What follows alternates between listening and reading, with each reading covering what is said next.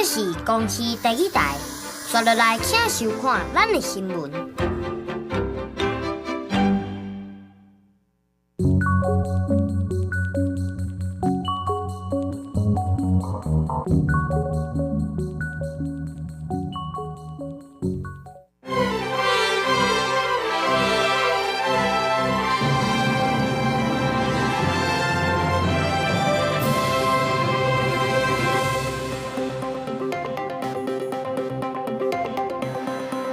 各位观众朋友，大家好，欢迎收看6月2日下晡新闻，我是陈志安。现在看今日新闻重点：印尼警方在巴厘岛一间别庄查到疑似网络犯罪集团，抓到103个外国人，其中14个是台湾人。国会这款法案生效，全国那赢8月就要召开临时会，动用国会调查权通过核电导棒选罢法修正案。美国总统大选头一场电视辩论会，川普的理路面口颠倒是拜登一直讲唔对话。新闻一开始，先看印尼的移民机关拜三伫巴厘岛的一间别庄，查到疑似网络犯罪集团，有逮到103个外国人，其中14个是台湾人。目前详细也搁在厘清。咱的驻外代表处嘛讲，一直接到相关的通报，而搁继续了解。较人好所在，移民官出动为大门攻入去，嘛翻墙突击，真侪路顶开搜查，现场有查某随风控制。厝内大阵人全部互人带出来，下令拍伫涂骹。别庄另外一边共款客满人，双手摸头拍落。印尼移民机关26这个行动逮捕差不多103人。Saya ada sempat hitung soal malam itu, mobil-mobil itu banyak tuh, bus-bus besar aja yang angkat tuh. Informasinya berapa, Pak? Informasinya saya dengar 103 orang warga negara asing. 犯罪地点就伫巴厘岛，真侪电脑、手机啊，互人查扣。当地媒体报道，落网的上百人拢是外国人。现场原来发现真侪咱国的护照，至少14个台湾人涉案，怀疑牵涉到网络犯罪，逮捕移民相关法规，等你调查加查清楚。我们接收印尼，获得印尼方面通报，这样子，我们统一由外交部发布信息。咱驻外管处表示，已经有接到印尼政府通报，咱刑事局是回应，专案无参加共同侦办，当透过驻外官员向当地执法单位联络。印尼官方敢若回应，目前还搁咧查证身份。记者综合报道。过来看高雄人武昨暗讲，伫咧水管路有路边的车厢顶熊熊着火，规支烧起来，加在是无人着伤。消防理由可能是下骹的控制灯箱先着火，这详细搁来调查。而且暗时就看到头前的车厢顶规个起火啊，火烧甲真猛，一直凊乌烟，不时阁有零件烧甲落落来，看起来是真恐怖。仁武区的水管路这支车厢顶甲标示牌啊，熊熊火烧，消防车是随出动到现场拍火，好佳在无人着伤。附近民众拢讲毋捌看过这种状况。捌看到安尼，伊个在一线路就拍电啊喏。叫水轮车来拍火，我来的时阵已經涂骹淡淡啊，燒迄個已經拍煞啊，啊，就有警員啊，派出所警員啊來咧處理安尼爾。火色和枝条啊，就伫高铁轨道下面，台电初步调查认为毋是电线问题，可能是核机设备故障。经过消防局的研判，起火的是条啊。条仔内面有真侪线路，目前搁爱调查是倒一条线路出问题，还是讲是人为的因素。经查起火原因非属路灯线路引起，相关原因需再厘清确认。另公园处将紧速办理共管路灯的修复。该号志灯火警是因为号志灯设备故障所引起。与台电线路供电无关。28透早，交通局连面加设一支临时车红灯，起火原因，搁爱相关的单位鉴定甲会勘。记者钟义辉、邱兆勇高雄报道。台中火力电厂2021年涂炭机械着火，造成严重的空污，市府依法加罚500万。台电不服提告，最高行政法院昨宣判，认定原判决用的法规不当，判台电胜诉。因市府是予中央爱赶紧修法，定出火灾空污的处分标准。乌恩直称为天顶起，台中火力发电厂2001年6月运送土炭的输送大盗火，乌恩甲一寡明显的有粒造成严重的空气污染。苏当时台电和台中市的环保局依照空污法罚500万，台电提起行政诉讼一审败诉。不过最高行政法院27认为本地判决用的法规无妥当，理由有重大，所以把本地判决废掉，改判台电胜诉定案。我觉得法院的判决就是一个就是看他的判决的情况，那就再怎么样都是尊重。最高行政法院认为台中市府裁罚的理由是空污法内底有粒的污染物，进入诉讼了后煞改做异味污染物，这行政处分的本质无同款，所以用的法规嘛无同，判决的理由无够，头尾嘛无对答。另外，环保局直接以情节重大来开罚单，并无采用空污裁罚准则公式来计算裁罚的金额，欠缺具体说明来证明，算是裁量大刀，裁量有疏失，所以把本地判决废掉。这个结果，台电表示尊重，安尼市府是建议环境部爱制定火的空污裁罚基准，甲火场的鉴定报告列入去处分的依据。鉴于全国各地火灾造成空气污染事件频繁，台中市政府环境保护局将建议环境部针对火灾造成空气污染订定裁罚基准，并纳入火灾鉴定报告作为处分依据。伤害已经造成，但是造成伤害的人却没有付出相对应的责任，这对整个社会公益来说是非常不公平的事情。市政府要先检讨，如果他引用的法条本身就有错误，当然会造成这种在判决上的裁量空间。环团批评台电管理疏失造成空气污染，说唔免打责任。这判决的结果，输上忝的其实唔是台中市府，是爱承担空气污染的民众。台中市府引用的法条有重大，应该爱彻底检讨，甲社会说明。记者杨斌峰、平焕群台中报道。再来看阳明山国家公园管理处年初发现到这阳金公路向囤大量的装潢废料，通报警方所查到是一个姓洪的手商去包一间诊所的清运工程，甲尚无2栋的废料直接等伫咧遮。警方是依照废弃物清理法，甲3个人上班，上当会当判5档。对便坡的草内底找到一大堆装潢的废弃物，数量真惊人，其中阁有插头的倒棒、过期的面膜、保健食品等等，阁找出写有一间诊所的招牌布条啊。警方专案小组斟酌调查，找出3个人所涉嫌甲废弃物利用3更半暝分4摆载去阳明山国家公园的阳金公路来黑白拼，将废弃物分4次再往阳明山国家公园丢弃，总计不法获利新台币45万6千元，全案以涉嫌违反废弃物清理法罪嫌，函送台湾士林地检署侦办。警方调查3个人非法的趁钱，大约有趁45万块。专案依照违反废弃物清理法来办。事实上，警方去年9月份也伫阳明山的巴拉卡公路查到姓谢的男性涉嫌废弃至少800公斤的营建废弃物。也若查这类的案件，除了警方拍拼查案，一开始认真巡山的阳明山国家公园管理处的巡查员也有功劳。就会针对重点比如说比较容易前的比较可能倒垃圾的地方，他们就会特地去查看。像巴拉卡去年就是有发现，也是有到，他们去巡查就会特地看，刚好就会看到保期总队来一起巡查。警方强调讲，阳明山国家公园有台湾重要的生态甲景观资源，一定要好好爱护。若准违反废弃物清理法，相当会当判5年，并科1500万的罚金。呼吁民众唔通小贪趁钱，造成环境污染。记者综合报道。高雄平均每一年都要处理8万至10万吨的废碰床，唔但爱派车去载，佮爱叫人来拆，甲袂当回收的拢抽出来单掉，成本是有影上重。市府嘛决定对明年开始回收碰床拢爱收钱，一吨上济收700。回收车到现场，3人一组落车，有人指挥交通，有人搬废弃碰床。每车的碰床拢算大型粪扫，就要派专车来运。不过明年1月1号开始，乡市的民众要等这的废弃碰床，就要收钱。按照单人、双人还是独立桶的方式来计算，金额为225块到700块不等。因床垫由棉质物与弹簧铁件复合组成，需经由人力与机具搭配进行拆解、破碎等末端处理。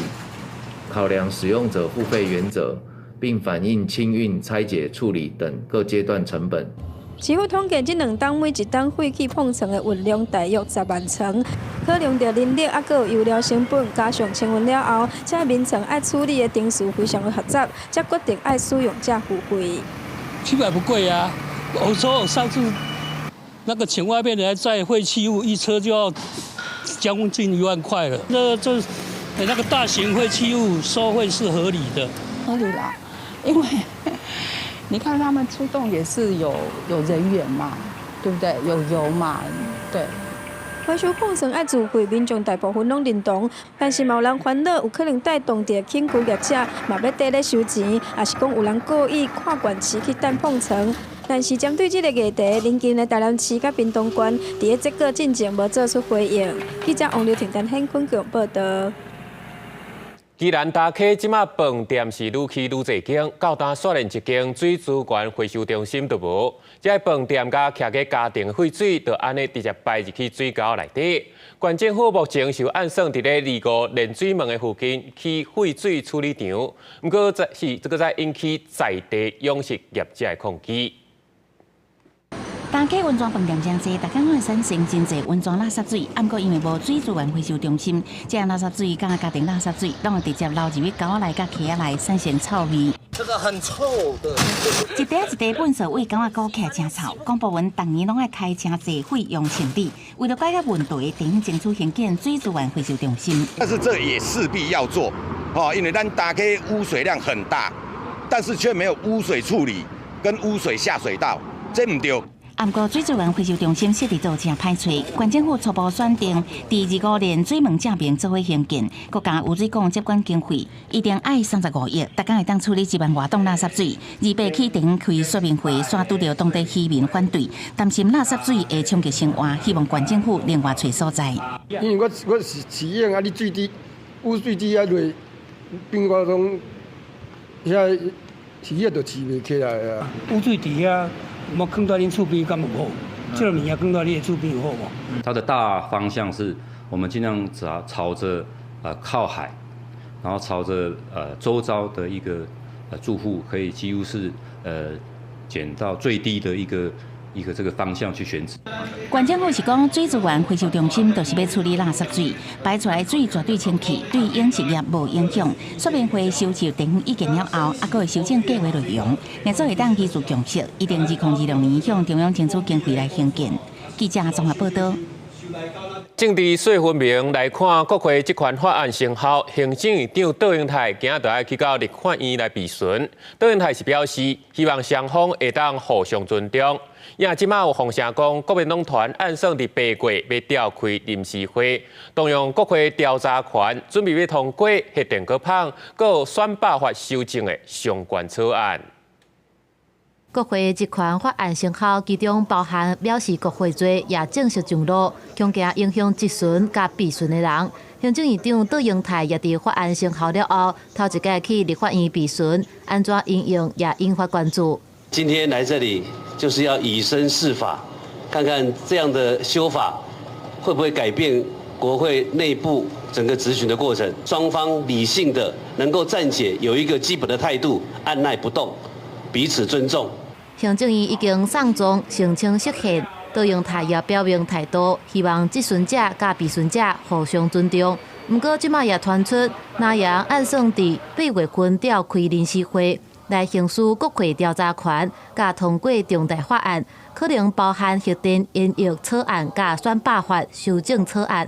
民众党是主张立法院搁再延会，爱完成改革法案甲人事动议权的审查。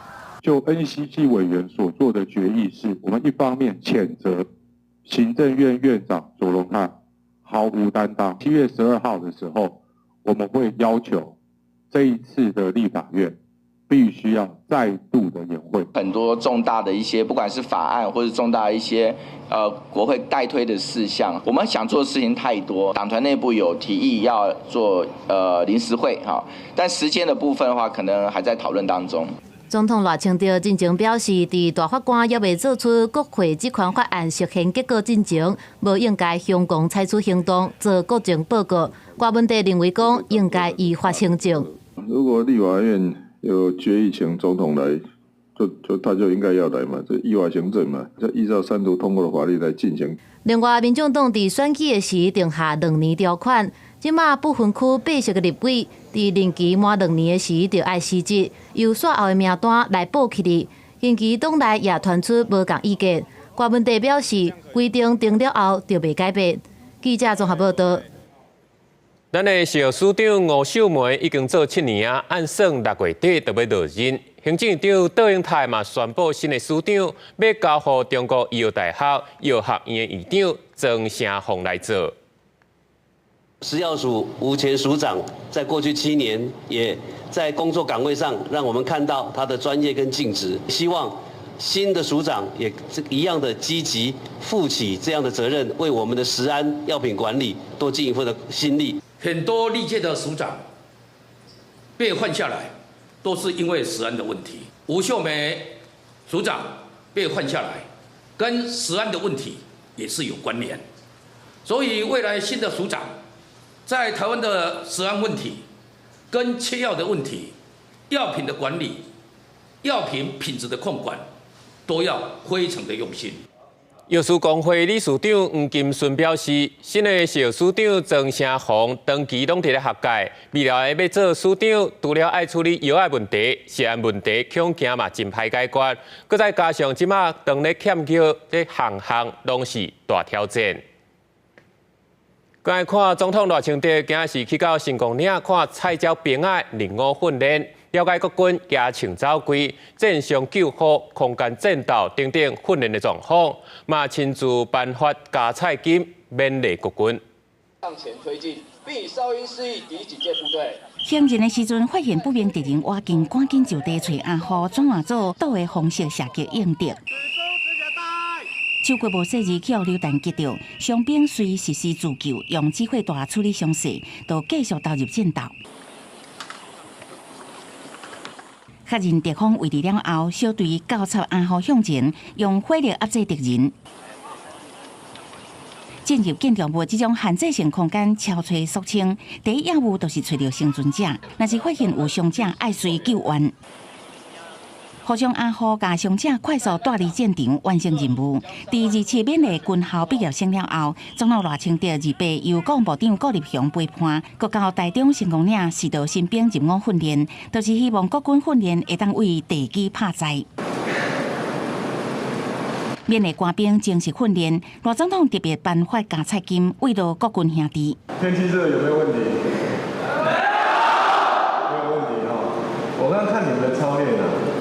不管是持枪走位、战伤救护，或是限制空间的战斗，整个都训练得很好，我给予最高的肯定。由民转军的新兵，除了爱适应身份转换，还阁透过入伍训练，熟悉各项基础战斗技巧。身为三军统帅的赖清德亲身指导，希望会当鼓励新兵，互因更较紧融入军中生活，为国军良能加添插火。记者综合报道。国际上紧来看，2024年美国总统大选，拜登甲川普第一场的电视辩论会，透早9点开始。双方是对经济、移民、俄乌战争、甲以哈战争，佮讲到国会暴动、少数族群的权益等等。川普的理路是真明确，颠倒是拜登一直讲唔到过，嘛互支持者拢感觉真失望。拜登讲，川普是被定罪刑事罪犯。川普讲，拜登是美国史上做上歹的总统。美国伫伊的治理之下，成做第3世界国家。这场是控制数美国总统大选第一场电视辩论会，两个主角伫台顶拢无暗砍来讨厌对方。The crimes you are still charged with, and think of all the civil penalties you have. How many billions of dollars do you owe in civil penalties for molesting a woman in public? 被问到高通膨、价高物价经济困境，拜登批评精进，川普留落来只有政策混乱，伊负责将经济发展优回正轨。川普反击讲家己近代无战争，经济发展真好，佮考察拜登为伊创造工作机会对象是保障移民。We have the greatest economy in the history of our country. We have never done so well. Everybody was amazed by it. 有关最高法院对提款判决的问题，川普讲民主党组成的州会将有薪9个月妇女进行后期提囡仔，加到拜登是目睭戴大蕊，批评这是乌白讲绝对无这代志。川普是承诺以支持使用对提油啊。俄乌战争议题主持人问川普是不是同意俄罗斯总统普京提出的停战协议，川普表示无法度接受，然后批评拜登对乌克兰军援支出太过悬。拜登是回应，并不是直接提供资金，是提供武器协助乌克兰自我防卫。It should have never happened. I will have that war settled between Putin and Zelensky as president-elect before I take office on January 20th. I'll have that war. 主持人问到有关会议拉丁下定少数族群权益保障的问题，拜登承认做了也无够好。川普是指通膨毁坏会议甲拉丁的生活，佮指控拜登或是对移民失败，达到这笔2000万乌人的头路。伫问到有关议会问题，川普用家己伫高尔夫球场的表现做例，讲家己体能、智能拢真好。拜登是回应家己正乐意甲川普进行一场赛车竞赛。辩论会规过程，川普攻打手辩的表现真明确，伊个一路是乌白讲的本事，也好所媒体线顶事实查核无因一直竞争川普讲出的错误。拜登是稍声两岸无神，前半点钟也个一直口误，对川普的地球攻击的回应，就是毋捌听过安尼讲话。民主党阵营社群媒体是集体讨论，对拜登的表现是一片哀呼，对选情感觉真绝望。拜登的幕僚对外解释，这是因为拜登最近在感冒的原因。公视新闻王慧文评论。今2024年环太平洋军演，即届是有29个国家参加，筹备盛大。不过台湾今年也是无收到邀请。因为这届军演的最高调是要把一只4000吨级的多台航艦当作目标，甲拍地面。外界分析，这就是咧针对中国。美军第3舰队司令是回应讲，这是咧互盟友机会，试用各种的武器的攻击效果。Hello and aloha. 2024环太平洋军演新上任的美国第3舰队司令约翰韦德担任联合特遣队指挥官，亲身主持记者会，针对今年主题伙伴整合，而且做好准备。韦德表示，今年环太平洋军演主要用阿罗哈的精神，落实安全、环境保护、专业这3大目标。军演区分做港口综合整合阶段，一届有29个国家联合演训能力，目的就是为着印太地区的和平稳定做出贡献。And I am honored to be back here in Hawaii and to lead this exercise, which is important for all of us to work together and protect our shared interests in the Indo-Pacific region. 另外，记者会现场媒体有别到一半是对台湾来的，大家也3000问问题，关心台海情势发展。台湾是伫咧第一岛链的战略位置受到中共威胁，未来敢有机会用观察员的身份参加环太平洋军演。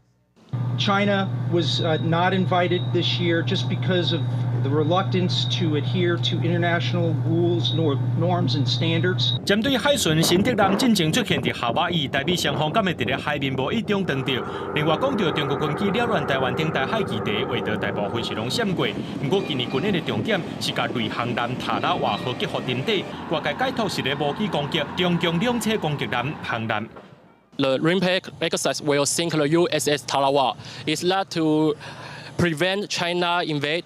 Could you explain the purpose? Yeah, we are going to conduct a live fire event. We will conduct a SYNC-X with the ex-USS Tarawa. It is an opportunity. It's a large vessel, as you know, and it's giving us an opportunity to conduct multiple serials or multiple events with multiple weapons. 记者会进行时阵，真珠港史卡姆联合基地已经有几多架美军北极级驱逐舰、新加坡巡防舰坚强号、印度导弹护卫舰，也阁有日本甲韩国的军舰等等入港等待操演。针对军演要安怎加强，包括台海在内区域安全，为着强调环太平洋军演无针对特定国家，军演是为着共同利益，先做好一切准备，来应对可能会发生的天然灾害，防止侵略行为发生。记者综合报道。欧盟27个领袖高峰会总是达成协议，要提名现任执委会主席冯德莱恩，佮继续做5年。也新的欧洲理事会主席会交予葡萄牙前总理来接任。这条欧盟77个领袖任命现今欧盟执委会主席冯德莱恩，搁一摆得到提名，促进第2个5年任期。冯德莱恩身躯边会出现2个新面孔，新一任欧洲理事会主席由葡萄牙前总理科斯塔担任，爱沙尼亚总理卡拉斯会担任欧盟外交和安全政策高级代表。现今欧洲理事会主席米歇尔表示，民主体大家竞争力会是新任期的核心指标之一。For me, this means that I now will seek confirmation from the European Parliament on my appointment after presenting my political guidelines for the next 5 years. So there's another step to do on the way forward. We are also determined, to be much more efficient, much more effective in the field of the European defence, security, European defence. We want to develop flagship projects. We want to work together to identify how we can make sure that we'll dedicate more financial support in the field of defence. 欧盟3巨头拢属于中间亲欧派，选去冯德莱恩甲卡拉斯，拢需要得到欧洲议会半数议员的同意才能上任。科斯塔照欧盟领袖同意对赛。不过，欧盟内部议员出现声音，意大利总理梅诺尼不满指出，伊被排除伫一阵本高层集会的会议以外。匈牙利总理奥班搁直接投反对票。峰会期间，欧盟甲乌克兰签署一份10年安全协议。欧盟承诺会伫武器交付、军事训练等9个领域向乌克兰提供支持。Of view of our partners, we stopped this Russian offensive, but this new Russian offensive proved that the existing pressure on Russia for the war is not enough. 另外，欧盟成员国立陶宛甲爱沙尼亚同一天也分别甲乌克兰签署同款的安全协议，也有美英法德等真济西方国家之前也已经甲乌克兰签署同款的协议。公司新闻陈伟仁报道。根据国际组织的上新报告，在北非的国家苏丹大约半数人口欠粮状况非常严重。因为对于去年4月以来，在苏丹就一直咧内战，已经数万人死亡，数百万人有落无厝。这战事若个扩大，恐惊爆发全世界上界严重的饥荒危机。卡车载到伫苏丹的人到邻国南苏丹，不过更较侪人也佫深陷苏丹内战的战火。一份由联合国甲各国救援组织合作进行的粮食安全评估报告指出，北非国家苏丹正面临严重粮食不安全，互一寡苏丹人只剩树叶啊、甲土用食。يكونوا في اعمار معينه كده انت بتلاحظ النمو بتاعهم يعني هم قبل الحرب انا لما شاف طفلي يعني قبل 6 شهور وتاني بعد سنه وشهرين 3 بشوف مراحل النمو بتاعته بتختلف لكن مما قامت الحرب ده الطفليه هو طفليه يعني كانه هو مظبوط صبه يعني ما فيه زياده بالعكس هو نقصان。自从2003年4月，苏丹政府军甲准军事团体快速支援部队爆发内战以来，苏丹甲即马依然饱受内战艰难。这场战争已经造成数万人死亡、数百万人有路无厝，引起全球上严重人道危机之一。粮食安全阶段综合分类 IPC 是判断粮食危机严重程度所制定的全球标准。团队报告显示，甲去年12月数据比起来，苏丹面临严重粮食不安全人数暴增45%。Over half the population, 25.6 million people face crisis or worse conditions, IPC 3 or above, from June to September 2024, coinciding with the lean season. And in the same period, some 755,000 people face catastrophe, IPC Phase 5, in 10 states. 目前差不多850万人，将近2成人口欠粮食，75万5千人面临饥荒危机。根据世界粮食计划署发布的数据显示，若内战正式升级，有14个所在可能会发生饥荒，而且会加速全球上严重的饥荒危机。公司新闻陈伟仁报道。转来看国内这中型航勤的员工，因不满工会长期以来拢是主管的占规，佮调工要互会员大会留会，互工会无才调去运作，今是去到汤市政府门头前抗议，要求劳动局爱改制到3工。资方工会知法违法，考试府没办法。不办中型航勤工会，和驻防主管登记霸占，基层会员依法申请加入工会，依法联署召开大会，煞未当互工会恢复正常运作。中型航勤基层员工伫桃园产业总工会和中型航空企业工会陪同之下，伫被透早到市府头前抗议。因为既然会议都开不成嘛，可不可以指定说，让我们来召集这个会议，让我们这个会议的能够顺利达成？我也希望桃园市政府劳动局能够硬起来。陶市府呢，口口声声说会协助，却在林彦良理事长说这种不要，没理由，我就是不要的情况之下，居然说这个工会非常有诚意。乐团指控主风派工会毋拿因前主动基层员工加入工会已经有1年半，伫会员人数对33个人增加到600多人了后，又搁调工予顶个月27会员大会，甲这个月27临时会员大会来留会，予无民意基础的主管级干部继续独裁控制工会。因为他们的行业特殊，然后再加上工会如果不努力，运作出席那个会员人数的话，的确有可能会造成未来持续留会的情况。针对中型航勤工会留会争议，劳动局表示，中型航勤工会已经有调集会议，无法度由市府指定调集人。不过，积极要求中型航勤工会甲会员协调，也坦白讲，即卖的工会法的规范之下，确实无其他解决方法。会请教劳动部敢有其他配套措施，若是无，会建议劳动部修法。对于资方霸占工会指控，中型航勤是回应讲，工会事务是由工会自主运作，甲公司无关系。记者综合报道。那讲到台电自强省电的试办计划，7月就要实施。讲若你厝内有装智慧电表，配合用电需求，就讲甲冷气切做送风，这逐个月电钱就当固定甲你扣48块。若搁加省1度电，搁加贴20块。台电是强调这计划是自由参加，若反悔会当随时退出。热天到啊，吹冷气的民众变较侪，用电量增加。为了响应智慧电网政策加节电，台电后个月要推出自强节电试办计划。若配合调整家电的使用，安尼就当得到电费的回馈。你自己的东西，然后被人家控制，感觉也是怪怪的。想要节电的利益是良善的啦，好像没很高，因为相对的不方便，这样比较起来好像并没有那么好。所讲的自强节电试办计划是为7月至11月开始试办，参加人伫逐天下晡2点至暗时10点，会看电力系统的需求，由第三方资讯服务商下指令，家厝内使用的智慧冷气切换做送风还是关机。智慧除湿机是关机节电，逐届执行1点钟，一天执行2届，每个月执行4届至16届，除了享有每个月电费减48块，每升1度电，还佫有10块的回馈金。目前已经有1000外户参加，拢总申请2000外台，预定试办5个月，会当节省64万度电。只是试办时间选伫热天用电高峰，引起外界的质疑，敢是甲欠电有关系的？台电还是要强调，我们的供电充裕跟所谓的用户来节能，它本来就是2件可以同时来做的。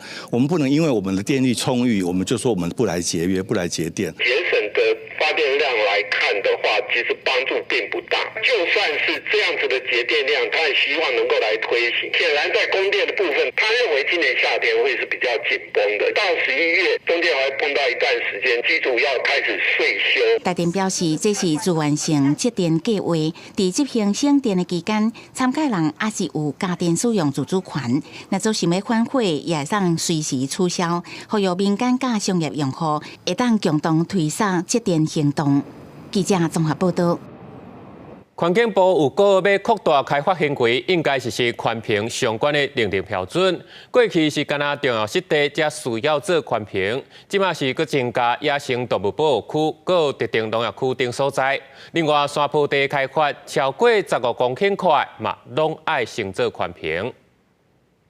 太阳光电棒大量出现煞风批评，对生态环境是大大迫害。环境部决定来进一步管理。过去了伫重要湿地需要实施环评，即马增订国家公园、野生动物保护区、自然保护区、特定农业区、公有责任地，佮有山坡地顶头装置容量超过20000华，或者是面积15公顷以上，全部拢爱环评。一块足大地超过15公顷的分割。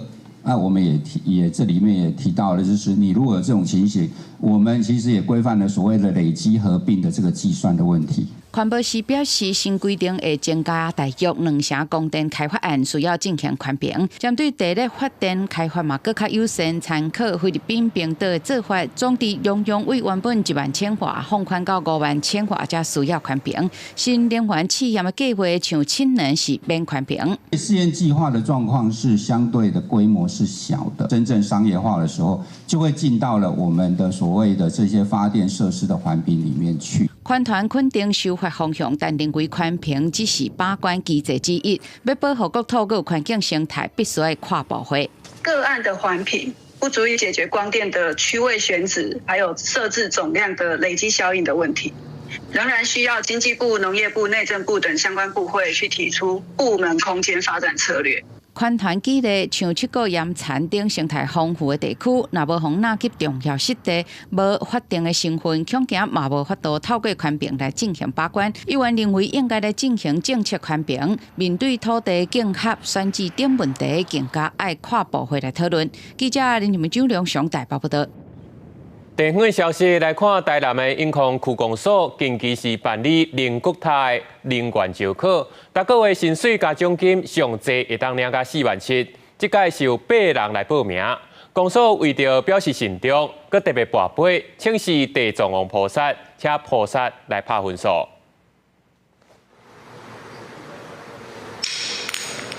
看到考生正虔诚，伫咧地藏王菩萨的面头前咧跋杯，跋到几个圣杯是关系到因考试的成绩。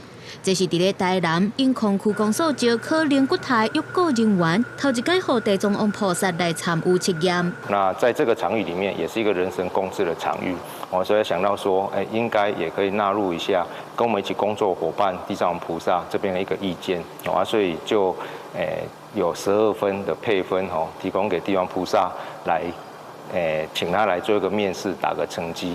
其实这场考试笔试的成绩占50%，书面审查占21%，面试占10%，术科测验占7%，因为向地藏王菩萨跋杯是占12%。若要综合分数相关的录取者、王小姐，唔是笔试分数相关的，嘛唔是跋到上济上杯的人。伊嘛讲这是头一届去引头路，佮拄到爱跋杯来算成绩的。一般我们去拜拜是都会跋杯，就是求职才是第一次。然后对啊，因为这种就是我们这种工作性质比较不一样，就是要替菩萨来服务，也是希望菩萨能够允杯说让我们能够选择适合服务这边。录取者逐天的工课包括爱扫涂骹、带人去看塔位，佮爱烤草、修剪树位等等。伫咧这么热的天气，要做这石头实在无轻松。不过要录取，除了靠家己拍拼以外，嘛得爱得到生命的认同甲保庇。这届8位考生当中，有人是有硕士学历的，也佮有2位考生是跋到4个圣杯。虽然这届无录取，不过佮会当等待11月招考。记者综合报道。即马因应所有学习，这婚姻管府是家己种2亿的经费。今年6月开始，这县立的高中、国中、国小教室，拢要开始装智慧黑板，拢总要装2100台。这嘛是全国第一个扩大使用智慧黑板的县市。老师的黑板写字，但详细一看，拢无分别的粉尘咧飞，量度无同直接切掉，过当当做平板的教学平台，为着云林县内师生。会当有挂好教学品质和设备，文化府将全面第一学校增设智慧水洗黑板，可以减少比较大的粉笔绘的落成这样子的分量，所以在使用上会比较方便。而且其实它搭配中间的萤幕使用的话，萤幕又有白板功能，所以我们可以切换着使用。它比较不会有触控实质的问题，可以很及时的显示出笔记。文化府表示，因数位化学习，文化府家己装2亿外经费，将在休热期间。针对县内高中、国中小，总共185间学校，安全大约2100台智慧水洗乌板，卖全国头一个扩大使用智慧乌板的管区。运用智慧科技的这个技能哈，那我们的学生呢也在这个学习当中啊，提升他们的兴趣，也提升他们的效率啊。所以我想啊，水洗式的智慧 K 板啊，对我们孩子来讲啊，在整个教育上面，我们又往前迈进了。会利用在到9月开学之前的部分，结合当地的厂商来完成这一次的一个任务。教处就讲，为了老师对智慧水洗乌板会用更熟手，迄段期间买来分配办理教师研习，全国的老师拢需要来上课，希望这套智慧水洗乌板发挥上大的功能，提高教学成效。记者黄伟报道。花莲大地震造成地方重大灾情，其中有民众的徛家受损，部分的公家机关嘛列做归楼重建。红十字总会嘛宣布要出手帮忙，包括在和平的避难中心、加水莲的消防分队，有2亿台票的重建专案。这是花莲县消防局伫寿丰乡第2大队水莲分队，本来就用华人国中水莲分校的校舍，伫4月初3地震了后严重受损，无法度使用，需要白位重建。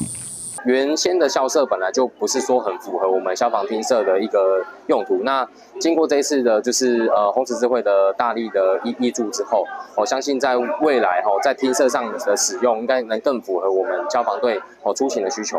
伫苏花公路的和平村马路长期就影响居民的安全甲生活，所以中华民国红十字会特别前往花莲甲县政府签约，希望会当协助重建这2个重点建设。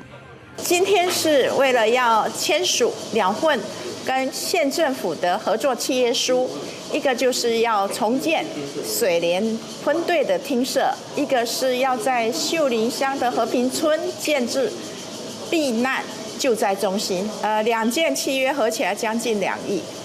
经过评估，水莲消防分队要迁徙到华人国中水莲分校，费用1亿1200多万。和平救灾避难中心是由县政府出地，初步估计9000多万兴建。县长齐真伟真感谢红十字会伸出援手。我真的要谢谢这个王清峰会长一口答应，而且他说一定会有。那这一次除了民宅的修缮之外，其实所有的公部门一些相关公署的部分也会需要极力的修缮上的一个协助。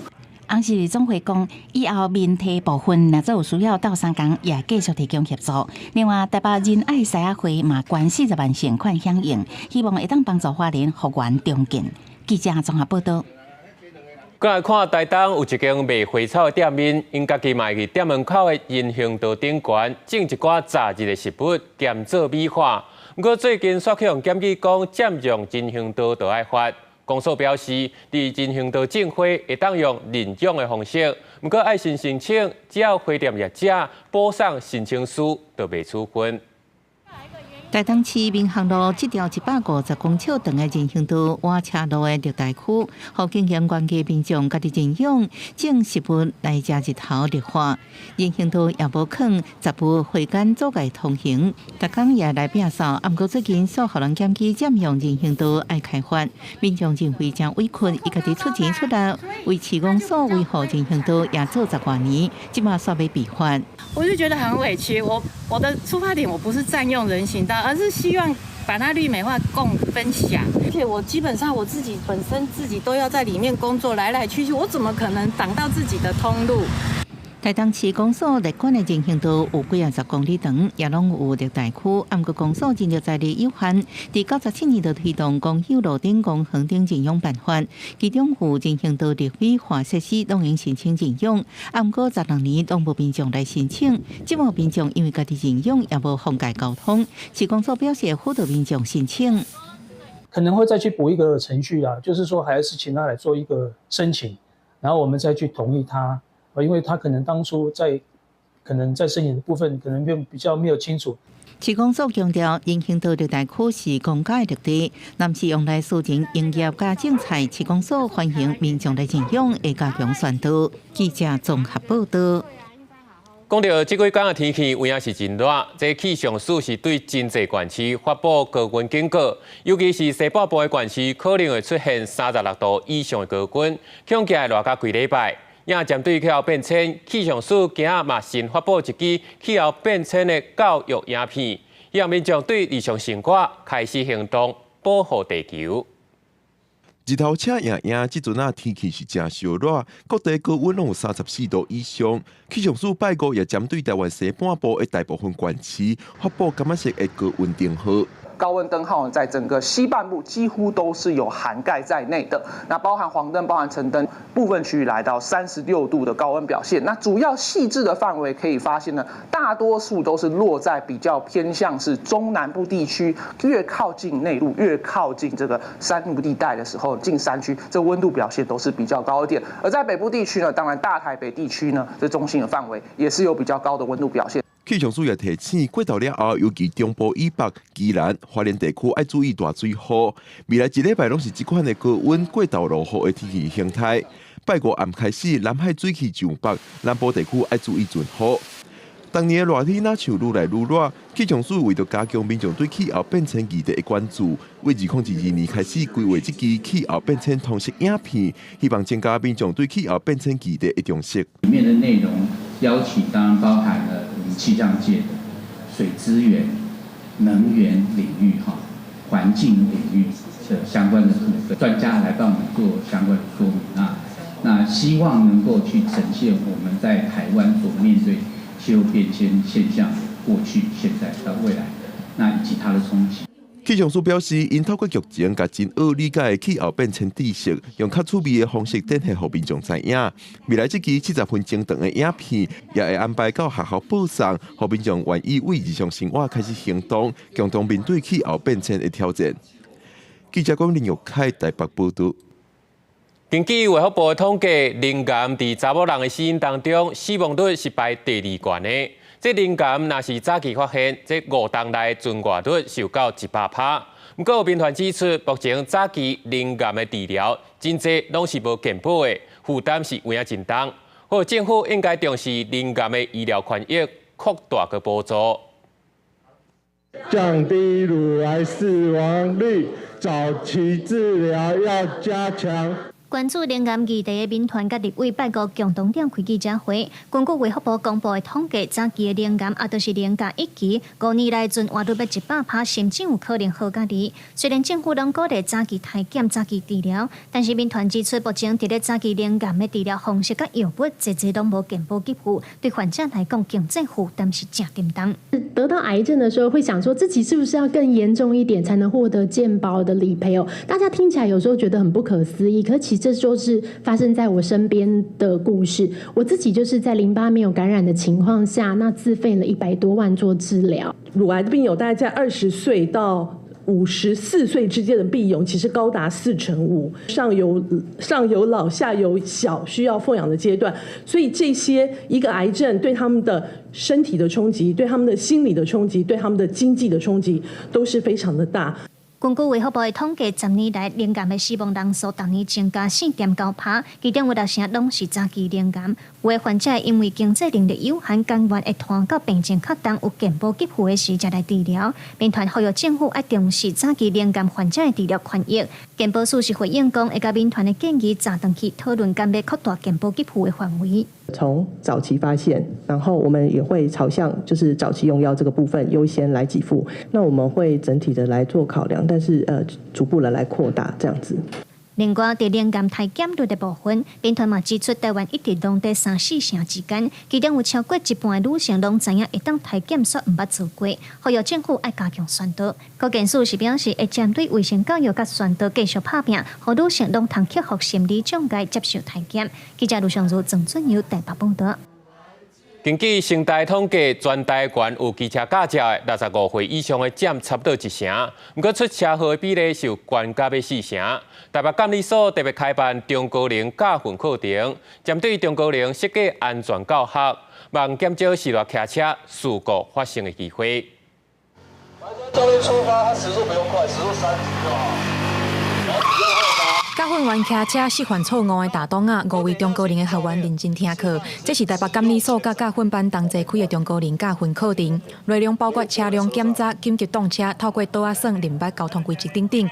参加的学员讲，家己骑车20多年，因为过去机车考照免上驾训班，这个上课才知影大东啊的美感，认为这个课程有帮助。骑车骑20年有啊，因为以前学的时阵是阮爸爸教我教的嘛，所以我们没有上过这个驾训班呐。今仔日教练甲阮讲的，就是讲，咱刹车是要安怎么样的标准动作？我觉得收获很多啦。根据统计，全台65岁以上骑车的族群大约1成外，但这个族群出车祸的事故率缩减要4成。学者观察时代上定出现无拍方向灯、无戴安全帽这款的违规。长者的车辆控制没有想象中的好，这是一个基础的车辆操控就已经有点状况了。他们会自己承认我没有打方向灯，或者是在偏乡里面。乡村没有戴安全帽，他们其实自己也会讲。另外，台北监理所讲，这个课程会当申请中央以及台北市政府的道安课程补助，学费等于是拢免钱，望市民多加利用，提升交通安全，保护家己嘛，保障其他用路人的安全。记者柯选柯明在台北报道。文化新闻界来看，全台湾目前就敢若剩一间台北日青助理行，也有咧做活版印刷咧用的印字。为着要将这项工艺保存落来，有一个少年家严凤林，就发明出一只细只印字印刷机，互民众会当随时会当摕印字，家己印墨纸做卡片。规排柜仔顶头拢是印字，这个所在是台北的日青助字行。自1969年成立到当，是台湾唯一一个有咧做活版印刷需要的印字的所在。原来日青的对面有一个少年头家严凤林开的一间印刷行。伊讲大学的时捌去日青实习过，看到印字印刷通保存到当，这种传承传统工艺的使命感，互伊真感动。伊嘛开始在想讲要安怎保存这款传统的印刷。若要去用迄个印字，敢若会当叫专门的印刷厂，就是伊拢用足旧的印刷机，啊足大只，啊迄一般人都无法度用，对，啊所以想讲，我嘛是读建筑甲设计的，想讲会当开发一只较细只的，会当互每个人拢会当去用伊的字安尼。严凤林讲，即马电脑印刷的时代，印字活版印刷已经用要失传。那阵印字的功能，敢若剩互人买来做纪念品，伊感觉真可惜。所以伊就发明细只印刷机，民众若去日青助字行经印字买来，就通顺线伫遮印家己想要爱的物件。活保存就是可以用在本来就应该用的地方，但是阮这个机器就是去发挥伊本地的用途。人客来到这，毋但会当印家己想要爱的卡片，严凤林嘛为人客设计无共款的美食摆板，而且连纸也会当家己动手做。伫现场当地做美食的民众嘛表示，真介意这款手工的感觉，是蛮喜欢的。喜欢他们在不同材质上出现纹理的感觉吧。会觉得比较有温度。严凤林表示，民众若是有想要做的字，还是多样拢会当专工做。伊嘛要伫思考要用无共款的方式，互愈侪人接触这款古早的印字印刷，互传统工艺继续活伫民众的生活当中。记者卢尚珠、郑俊佑台北报道。继续来看新竹工会堂记录台湾艺术家的创作过程。今年的主角包括是用毛笔来写看板的桂成桥，和去日本学美术的刘静基，佮油画家黄庆祥这3位老师，这个前辈拢为台湾的艺术留下重要记录。专门卖彩虹工具的尖线店，佮过去的茶米店，这看板顶头的字拢是桂成桥老师写的。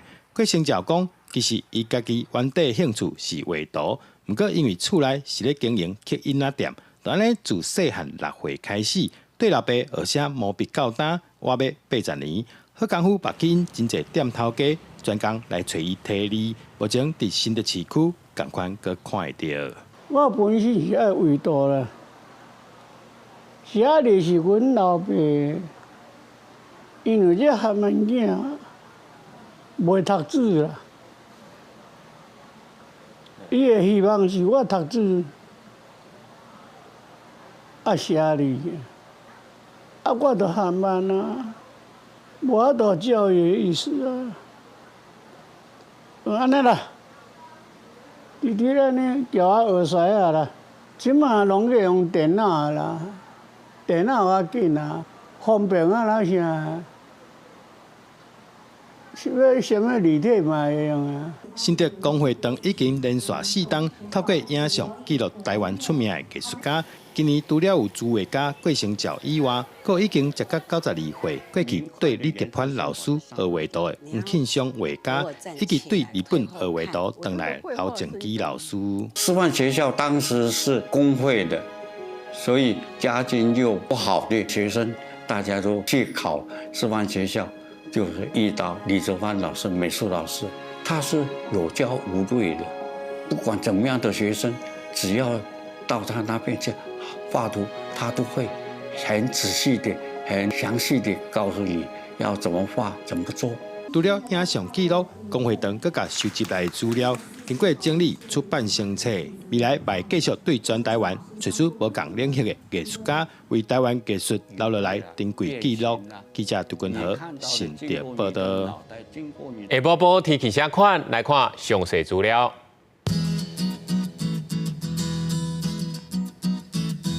北部地区31度到36度，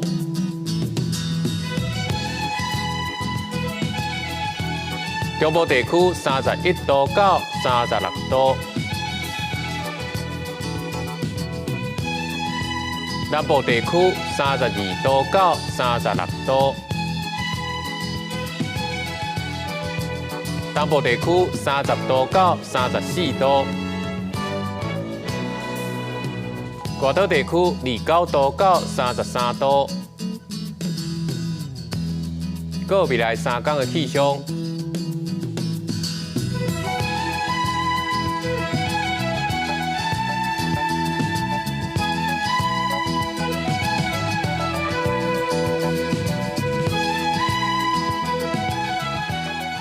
感谢你收看今日下晡新闻，我是陈哲安，咱后礼拜一同一时间再会。